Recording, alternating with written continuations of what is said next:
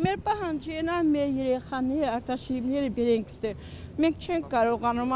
շատ ենք դիմել, հակը բերենք, բայց ուրիշ մի լուրջ կա։ Արցախից մենք ուզում ենք տեղափոխենք ստեղ։ 23 թվականին, 23 թվականին։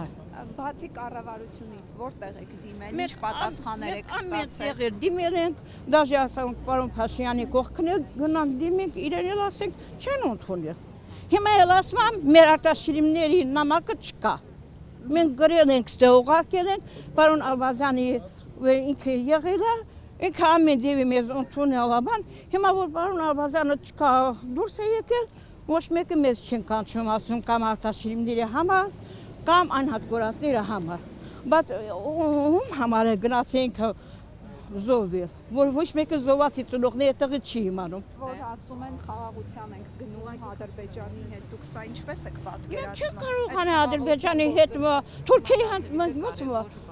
մնանք։ Այսքան զոհենք դու մեկ է գնանք թուրքերի հետ հանդիպենք, մնանք, չէ։ Իսկ Արցախ վերադարձը որքանով է իրատեսակ։ Եթե ադրբեջանցիները չինեն, մենք կգնանք Արցախ։ Ես ոտաբոբիկ կգնամ։ Մենակ թե իմ երեխայի գերեզմանը գնամ։